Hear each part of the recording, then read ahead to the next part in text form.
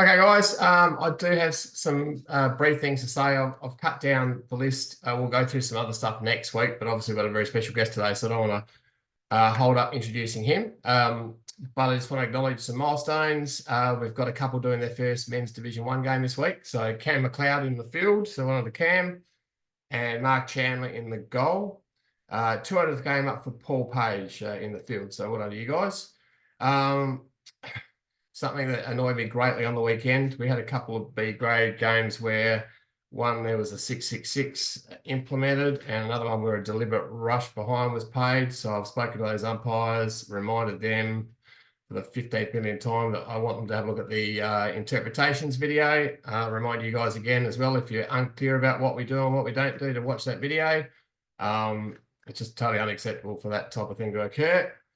But yeah, we move on and hopefully all take note. We have had a discussion in the league office about discrimination. So in regard, it's obviously been a topic for the AFL in recent days, but I guess that times are changing. The way we've dealt with racial, religious and sexual discrimination in the past is a tougher approach. So instead of, I guess, just taking note and informing me and the league, mediating during the week, it's now, if you do hear something along those lines and you know who said it, that's where we now need to issue a red card and report the player and go through that process. If you don't hear the comment but others come and tell you that something has been said, then you take note and let me know, and the league will deal with it during the week. But if you just make note of that change of process, and obviously just be aware for anything that happens in a game. I'll put in the coaching notes an updated list of the time trial results. One of those came out and did again last Wednesday. We had some good efforts there, and that's it for time trials. No more for the year. We're now on to umpiring footy. And the last thing I just want to mention, it looks like we've got a few things with the new version of Officials HQ that we need to sort out. One of them is availability or leave. It seems like if you're doing it on your phone, it's sometimes not entering properly. I'm getting people showing that they're unavailable from 9:30 to 9:30 a.m. Yeah, so that's obviously not right. What we have found is if you do it on a laptop or computer, it should be okay. Now, just saw a note from Rob Millen saying he's having trouble hearing. Is anyone else having trouble hearing me, or is it just Rob? Rob, you might need to turn up your speaker, mate. I reckon that is coming from your end. Or as Bo says, maybe an age problem. Okay, nice comment, Bo. But just for everyone's sake, who's aren't friends with Bo on Facebook, he did rock up to Adelaide Oval last Friday night thinking a Crows game was on in his Crows gear. So I wouldn't be throwing too many stones, Bo, after doing that. All right. As I mentioned, we have a very special guest. I did see him is on the line. We've had him a couple of times before. He's very generous with his time. He did mention last year he was happy to come on again, and I don't want to take advantage of his generosity, but I couldn't help but ask him on again earlier this season. All right, enough of the smart comments. I'm getting distracted by them. All right, so yeah, so Matt Stevic, AFL, the leading AFL umpire. He's done the last 10 AFL grand finals, which says enough about him. He's umpired over 450 AFL games, started in 2004. Every grand final for the last 10 years, plus one in 2012. He is an amazing umpire with an incredible history, and he's still going strong.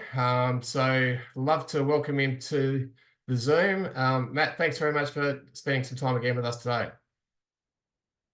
You might need to unmute yourself, mate. I did mute everyone, so. Thanks, Cole. Yeah, gotcha. Beautiful. Everyone can hear me? Yep. Yeah, loud and clear. So thanks again. Thank you. Thanks for having me. Did have you on before our finals last year, and at that stage you were just coming back from injury. And I saw there was a bit of a delayed start to this year, but in between you did do another AFL grand final. So you obviously came good, but is the body been playing up a little bit of late as well. No, well, firstly, thanks for having me. I am 44, so I use that excuse whenever I get injured now. I'm getting old. But look, no, great to be here. I'm very happy to. I really sincerely enjoy these catch ups and chats. So basically, I did opening round this year, and did the start of round one, strained a groin, sat in the end zone for 3 quarters, and moved like my grandfather when he was 75 on the golf course, and then had 2 weeks out, and then I've been now back for 2 weeks. So touch wood, things are tracking along okay. But if I could just say, and then I guess, less about me, more about questions and so forth that you guys and women want to ask. But what you said at the start, Cole, resonated, not so much about the 6-6 or deliberate rush, but more. So for me, I had 8 weeks out. It was explained to me very clearly that you're in round 24. This is last year. We don't have time to, or you don't have time to build your form. So we're happy to work with you as in the umpire coaches, but you need to hit the ground running and umpire really well round 24. So there was no, leave pass or, we're gonna nurse you through to a grand final. It was spelt out very clearly. You need to umpire a finals type performance in round 24.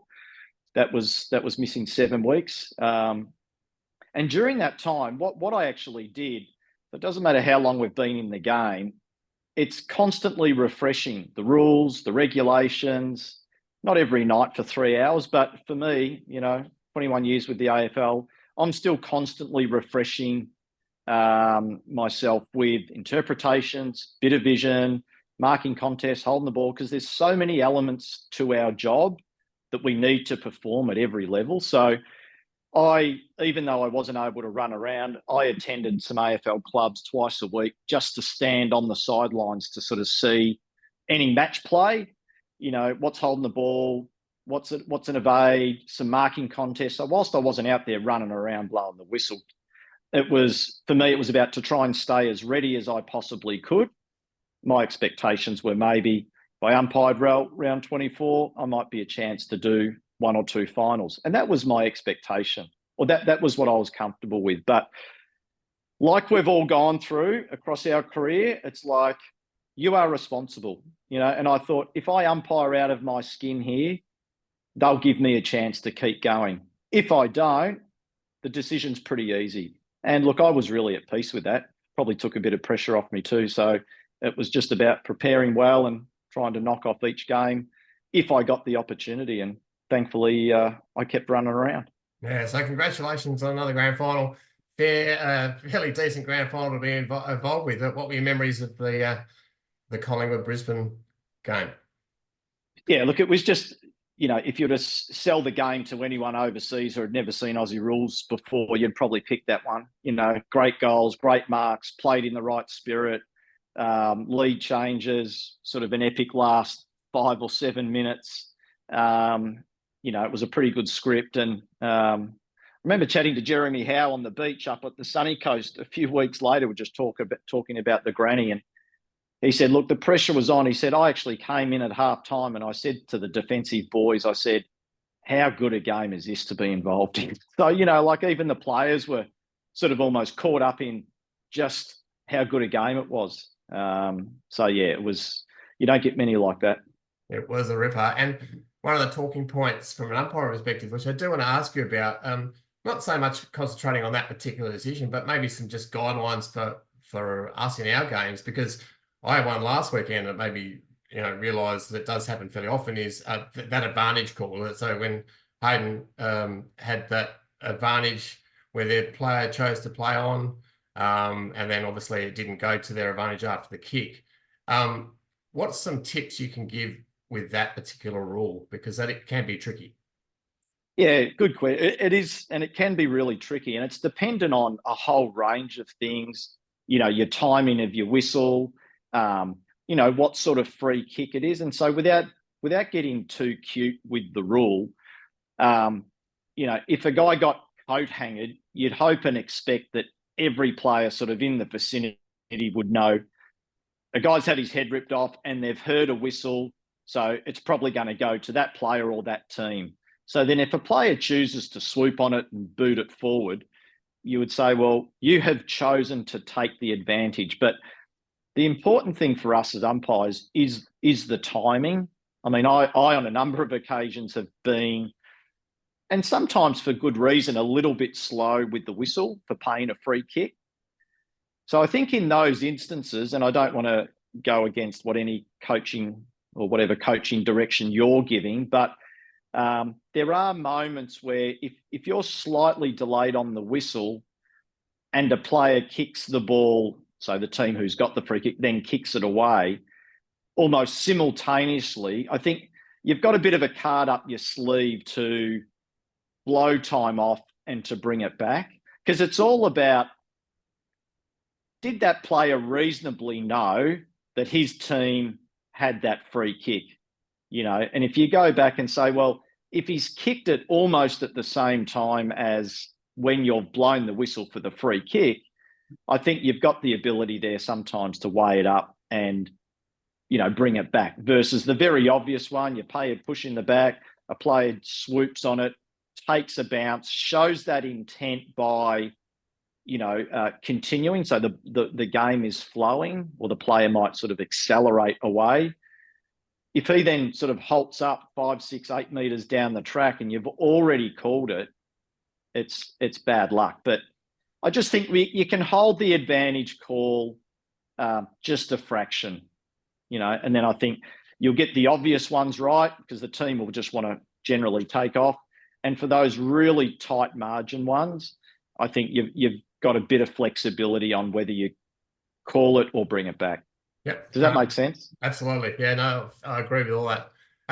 Just out of interest, at AFL level, once you've done a grand final, is there a review of your umpiring in that grand final like there would be for another match? Yeah, it's a good question. I mean, for me, I've heard I'm one of the few that do it, but I have always submitted my grand final reviews. Not every grand final's gone to plan. I've been average in one particularly, but I just think it's like it's different to other games, but it's no different in terms of you know, reviewing any other game. And for me, it's about sort of closing out the season. Our coaches, they will still give you sort of your performance review and sort of assessment, and you'll talk through. It's something I've always wanted to do rather than just let it, you do the game and you nick off and have a holiday. I'm out of interest. What was the grand final you weren't happy with? Can anyone? We've got some very experienced umpires in the room. I'm sure they might be able to tell me. Oh, there's none that spring to my mind.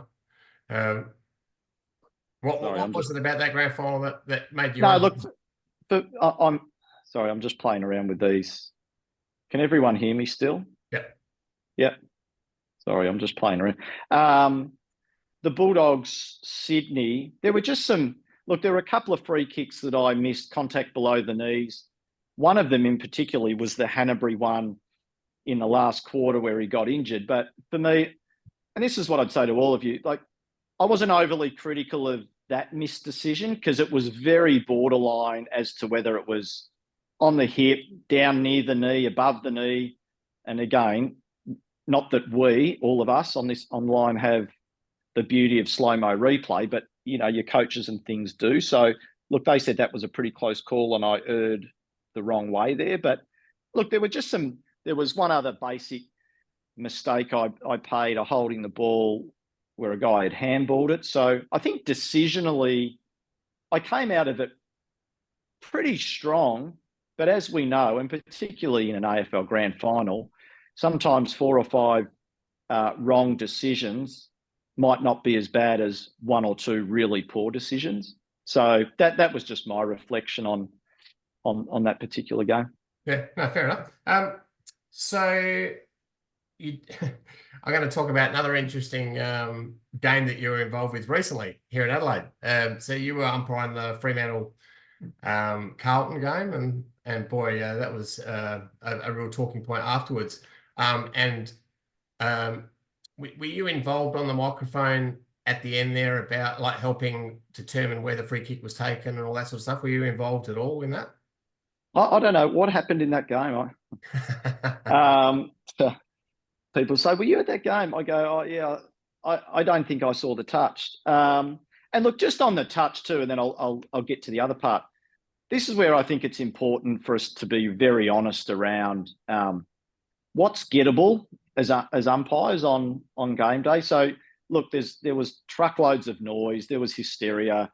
We get slammed, but I think personally, you've got to accurately look at things and go, was that a very easy thing to see? Now, I'm happy to put my hand up and say, look, to be fair to myself and the other umps, it didn't bounce off at right angles or anything like that. So, of course, you get a sense after the player goes, I touched it. You get a bit of a sense of, oh, okay, maybe you did. But I have to say, from the positions that we were all at, it was a pretty tough touch call to get, particularly to the noise. So you're not going to hear it at that stage of the game. As for then the next part, the Fremantle players sort of cooled down a bit.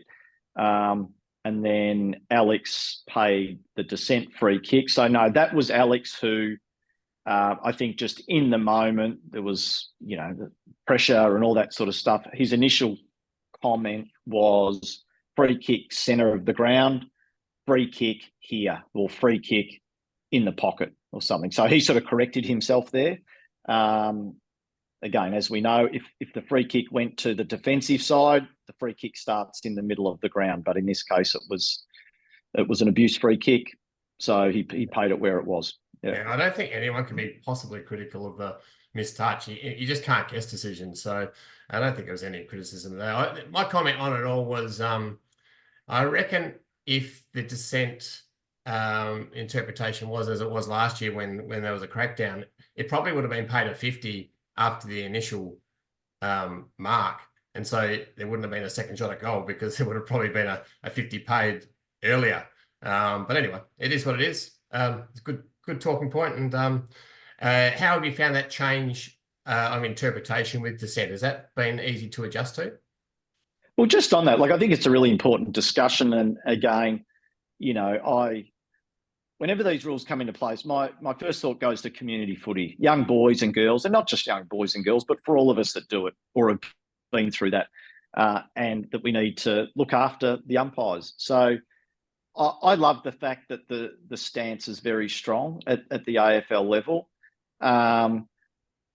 The tricky or part of, and again, what happens at local versus AFL can be different, but it isn't easy. It's a very strong stance, the AFL, and we are taking, but there's almost an expectation for us that if it's well behind play, so let's say play's in the pocket at one end and someone says to me, Stevic, what the F was that for?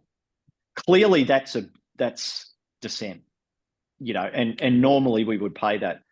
But we're also at AFL level given the ability in those instances to manage it. So not walk away from it. You might still have a word to the player, but the AFL don't want us blowing the whistle when the play is 100 metres away and going about its business. So unless, of course, it was extreme and the player goes well over the top. So, things behind play, we can deal with that and manage it by speaking to him, grabbing the captain and say, hey, mate, Johnny's right on the edge. He's challenged me on 2 decisions. He's getting very close to giving away a free kick. But that's just a little insight for you all, just in terms of how we're encouraged to apply the rule. But certainly in play, I've got play, I pay a free kick or call for a ball up, and then there's dissent. So there's body language, there's demonstrative behaviour. They want us to nip that in the bud or pay a free kick. Yeah. I could hold this and ask questions all day, and I'm tempted to do that, but I won't. I know some of the guys on the line would love to ask you a question, so I'll open it up. If you do want to ask Matt a question, just unmute yourself, and you can come on now. Yeah, Frank, feel free to fire away. Yeah, Matt. Obviously, Colin touched on the last 10 grand finals that you've run, which is just an incredible achievement. Especially obviously at your young age of 43, 44. what is it that you are doing year after year to constantly, motivate yourself and have that drive to not only get better, but keep the younger whippersnappers off your heels each year? It's hard, but like I take an interest in other athletes from other sports, and that's not to say we've all got this special ingredient that equals success. But I have to say, hand on heart, I still feel like I'm a student of the game. It sounds a bit silly or whatever, but for me, and so what I mean by that is I've performed really well, I've performed poorly, I've performed everywhere in between, but it hasn't been through lack of preparation or this constant desire to learn. It's not about learning and getting better 10% extra every year, because we're all going to get to a ceiling somewhere, and often it's just about somehow maintaining a 7.5 to 9 out of 10 every week. Sounds easy to do, but then you go, okay, well, what allows you to do that? So for me, a big part of it is, of course, my attitude, and just regardless of what happens or happened last year, we all start from zero, or at least that's my attitude. And so again, it's about starting again. The routines that have worked for me, I said from the outset, holding the balls, marking contests, and general play, high tackles, pushes in the back, holding the man. That's about 80% of our free kicks. And that'd probably be similar at your level. So guess what? I'd encourage all umpires at any level, get pretty good at that. That's not the be all and end all of performance in umpiring, but it's a big chunk. So if you're going to spend any time and effort on things, make sure you've got those down pat. And then there's, every single week we see it across different games in the AFL, some poorly executed skills, that are 100% in our control. Be that an advantage call we bring back when we shouldn't, or a set shot, tight angle on goal. We all get opportunities to practice these in games. But then it's about trying to find other ways outside your week-to-week games to stay engaged, or to stay that, when I say student, whatever, it's just constant refreshment. Like for me, we've got AFL guys that probably don't watch too much huddle or flick through some playbooks which just have images and diagrams of what we do in this scenario or that scenario. But I find I need to do that, to just constantly, because I say to our young guys, there's about 160, plucking that out of thin air, but of different decisions or scenarios in games that we've all got to do, every level of the game. And they might not happen for 14 weeks. And then on your 15th week, if you haven't refreshed or flicked over or asked a colleague about, hey, you had that interesting thing on the weekend we don't see often, that deliberate rush or whatever, tell me about it. So that peer learning as well. If it then pops up and you haven't sort of covered it, you're going to get it wrong. So look, we're going to get things wrong anyway, but big part, hopefully kind of the message getting through, is preparation, reinforce what are your core job or duties out there, and hone in on and reaffirming those each week. We've got Greg Bailey put his hand up. Greg travels 2 or 3 hours to umpire with us. He's out in the country. The beauty of Zoom means you can just dial in for these sessions. So, Greg, all yours. Thanks, Colin, and congratulations, Matt. Can you hear me okay? Yeah. Congratulations, Matt, on an outstanding career. My question is about keeping focused and when you possibly get tired.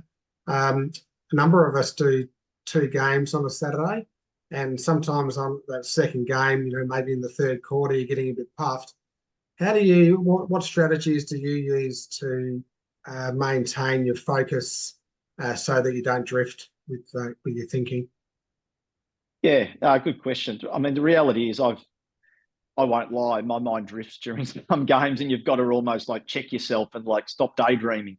But look, for me, and sort of, I guess, the environment we're in, and the fact, we get cut and diced and assessed on every little sort of thing we do out there, I kind of have in my mind, and I have this sort of acceptance that every game we're never going to be perfect. So don't go out there thinking you're going to be perfect. But what you can do is anytime there's a moment that you're a bit like, oh, not sure about that, and don't get me wrong, hand on heart, I still have moments in games where I'm like, oh, gee, I don't know about that. I then have this just a very, very simple thing, and it's about next opportunity. So for us in our game, a big thing is team and support. So we get rated very highly around, if we can pay a really good support free kick, or you sense a player, an umpire's about to call holding the ball, but it shoots out the other side. So saying ball's out. So all little team aspects like that contribute to a good team performance. That's ultimately what footy people want. So I try and stay motivated by the fact that, it's 120 minutes long. At minute 15, you're like, oh, gee whiz, don't know about that. But I have this little, I don't know, I've learnt to be able to almost have this motivation drive, whatever, that there's a good opportunity around the corner for me to execute well. And I just think, because what can happen, it's probably happened early days for me, is, one or two mistakes turns into four really quick. And then you can really get distracted and shaky for a period of time. But that's sort of what I try and do. Yeah, you did have a close game on the weekend, the Giants and St Kilda. Have you done your review on that one? How did you go? Yeah, no, I think as a team, it was probably not the most difficult game to umpire, but there was a lot of turnovers. If anyone watched it, they both sides butchered the ball a fair bit. I think that was because both sides were pretty good defensively. But we didn't have to pay a lot of free kicks. But I just think importantly, like 15 minutes into the game, Robbie O'Gorman paid a very clear free after disposal. Player handballed over the top and got smacked and put to ground. So why didn't we have any sort of other argy-bargy? Maybe getting that first free contribute. So, when we talk about team performance or setting a good standard, it's not making things up, but, certainly early in games, if you can pay those warranted ones, it can help for sure. Very good. Someone else want to ask a question? We're done to unmute yourself. If not, I'll keep following. Well, here we go. Mike Raymond. Expect Mike to put his hand up to say something. Go for it, mate. Mike, I can see you unmuted yourself. No, he's gone silent. Matt, on a somber note, I'm not sure how well you knew him, but a lot of us were really touched by the events in the off season with Jesse Baird tragically losing his life. I was in a panel that we lost one of our fellow umpires 30 years ago, and it really shook us up.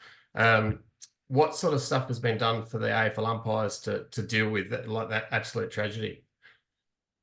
Yeah, no, I mean, it's just a horrible thing, and a beautiful human being. I mean, I umpired with him for 5 or 6 years. I think I did both his finals with him. But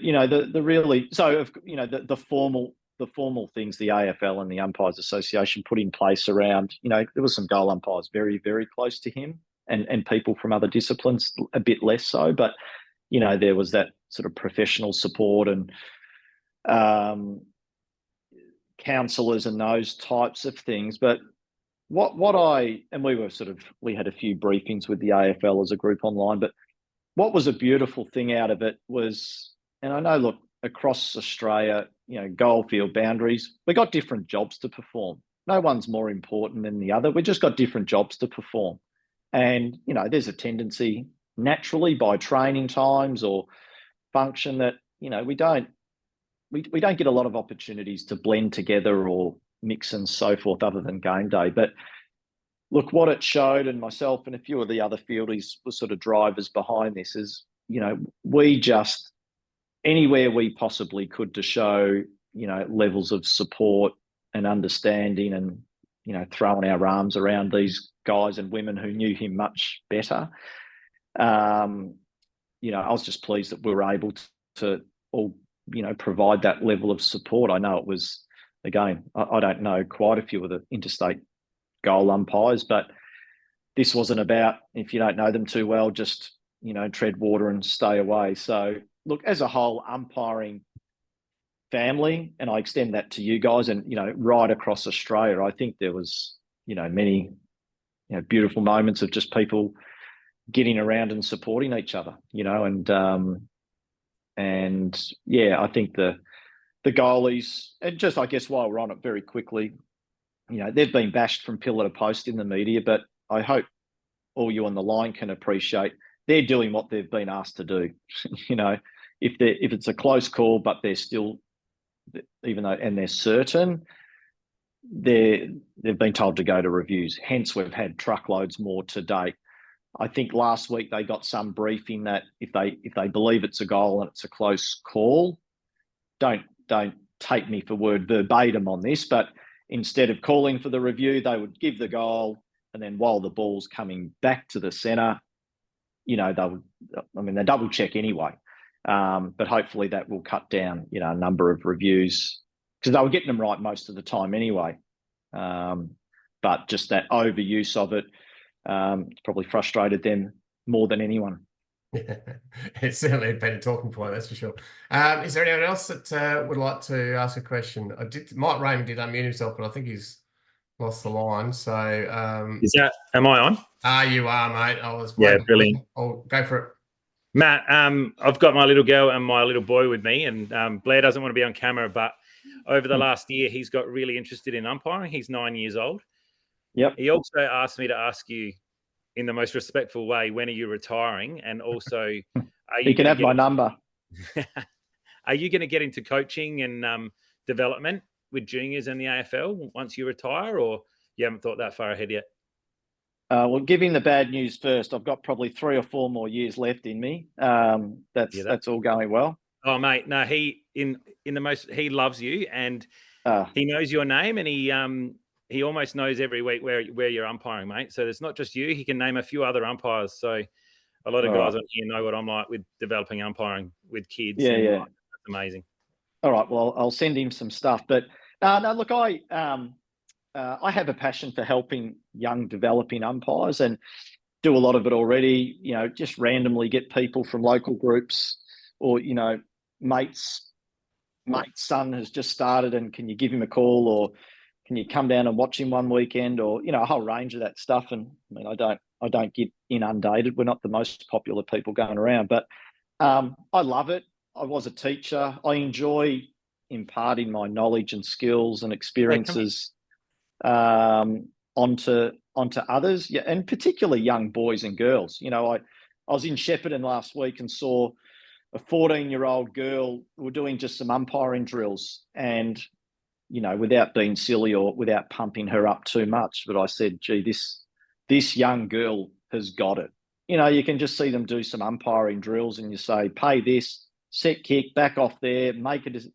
And her communication, her composure, her signalling, her movement was just brilliant. So I had no influence on that, but I get a big kick out of seeing particularly young umpires grow and improve. So yeah, I'm sure I'll be involved in some way. Thank you, mate. Appreciate it, and appreciate what you do.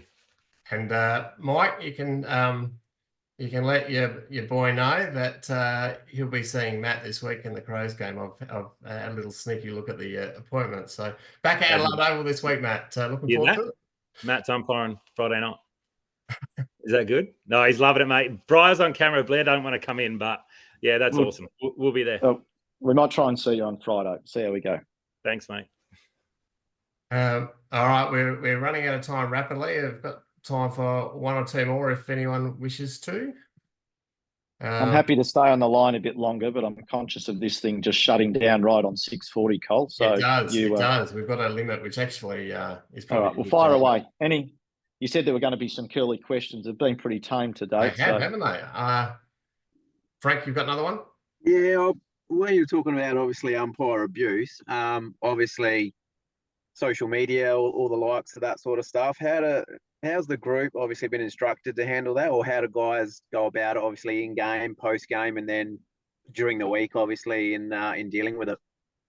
Yeah, it's a great question. I'm a bit old school, so I just don't go on and look because, you know, I've been pretty successful, and I don't say that arrogantly, but I'm still not sure you're going to find too many positive articles written about me. So that being the case, I can think it's probably the same, if not worse, for the younger guys. Reality is the young guys love the social media. So if there's anything really bad, and I've had some direct one in my letterbox over 21 years, but a couple of times we've got the AFL integrity unit that you can just contact and say, here are the details, and then they'll contact Vic Police or whoever and take care of it. But I just think anything that's in our control that you can distance yourself from or not let be a distraction, the better. I review all my games now, not in its entirety, but with the volume off.